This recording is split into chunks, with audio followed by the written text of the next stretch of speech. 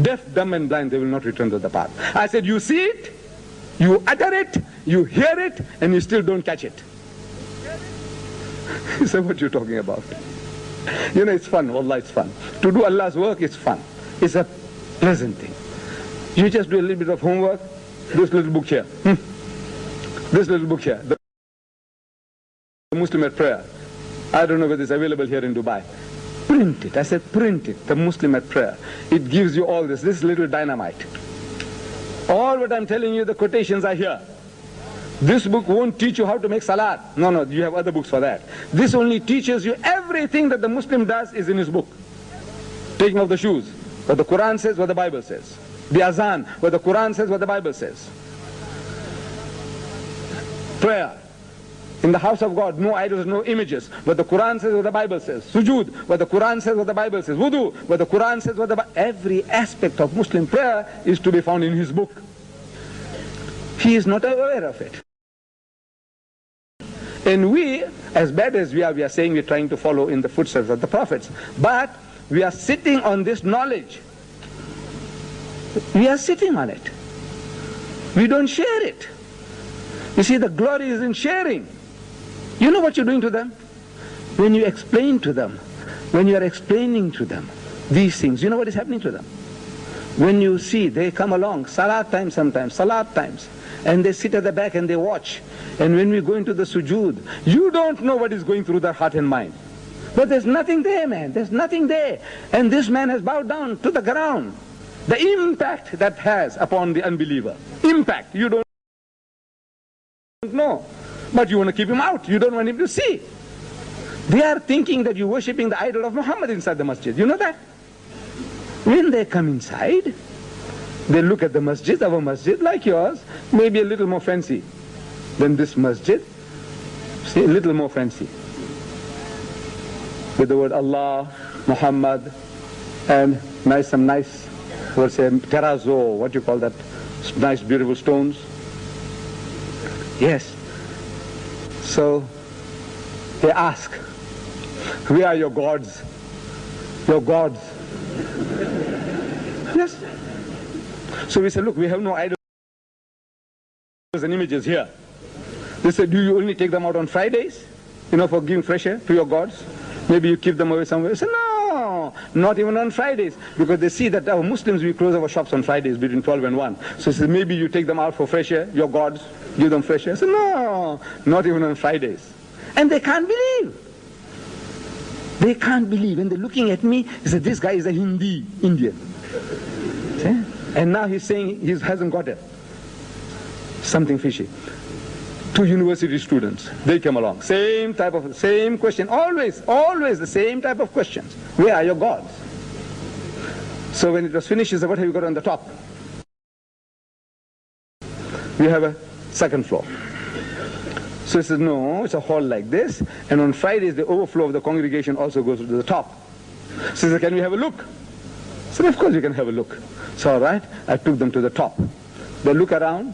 It's simpler than at the bottom. He said, what have you got on the top? He said, no, it's a flat roof, and twice a year during our festival Eids, the congregation also goes to the top. He said, can we have a look? We said, all right, now I've taken so much trouble, I might as well satisfy. Right to the roof. And from there you can only see the rooftops of other buildings. So, they have a look around, there's nothing there to see.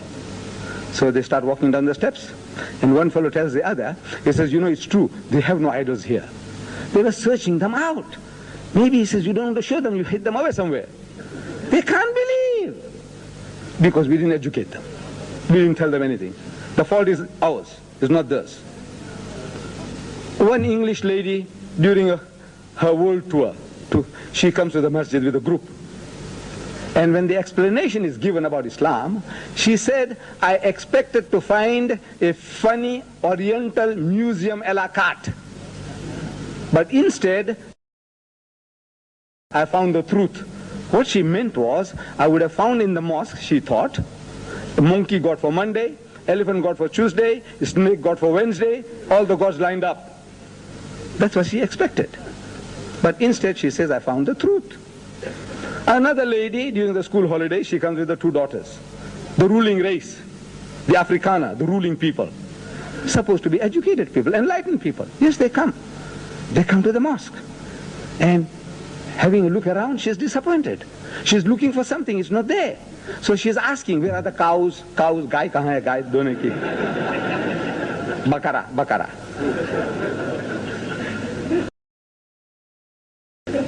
So I'm asking, madam, have you lost your cows? She says, no. No, I promised to show them to my daughters. I said, madam, you have come to the wrong place. So, but she said, I promised them. I said, madam, is that my fault? You promised to show cows in the mosque. I said, no. I want to show you. Look, you want to see cows? You can see them. They are not far from here, in Amgeni Road. About 2 kilometers from there. There is a Hindu temple. They are my people. They look like me. We have the same surnames. We look alike. We speak the same language. Wallah, there's no exaggeration. They are my people. They look like me. And you'll find everything there. All that you're looking for, you'll find them there. But we are Muslims. We believe in Allah. We worship the unseen God of the universe, who is beyond the imagination of the mind of man. We know He exists. We know He is real. But He's not like anything we can think or imagine. That is God that we worship. And they ask endless questions. These are God-sent opportunities. They're asking questions. We want them to ask questions. That is how you educate people. They want to know about our women. He said in the mosque prayer time, he said, no women. Don't women pray in Islam? He said, yes, they do pray. But he said, we don't see any. He says, no, there is what is called a segregation of the sexes. Men and women are not allowed to freely intermingle. So in the absence of a separate facility, they pray at home. But I said, you see there, the new structure going up? That is especially for ladies. They will be like in the mosque and yet out of the mosque. There is no free intermingling. Islam forbids free intermingling. You see, no Muslim has a right to be alone with a woman who is not his mother, his wife, his sister, his daughter. Anybody else? Respectable distance. I said, what Islam forbids is this free intermingling. I said, you see, you saw when you came in the place where we make the ablution. Now, the Muslim man and the woman, they both have to go through the same process. Same process. They must also take off the shoes. They must also make wudu. Everything the man does, the woman must do. But if they are together, side by side, then on the seats you saw, the man is sitting and the woman is sitting. The man is sitting and the woman is sitting. They're making ablution. They'll have to do. And there's a man sitting across. And this woman is washing her hands, her face, nape of the neck, her feet, lifting up her legs, washing her feet.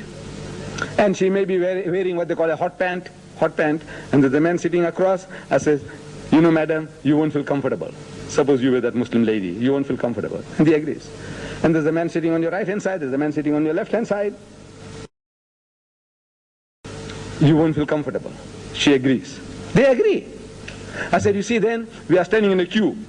Prayer time, behind every tap there are half a dozen people. Behind every tap, prayer time, everybody, there's a rush. And I said, madam, let's say you are making the ablution and I'm waiting for my turn.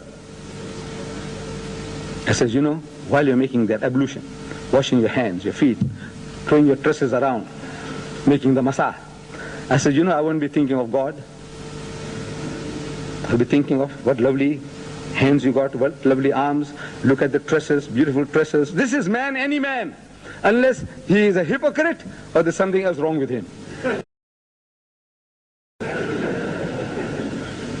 Man, woman, the thing that attracts man more than anything else on this earthly existence is a woman.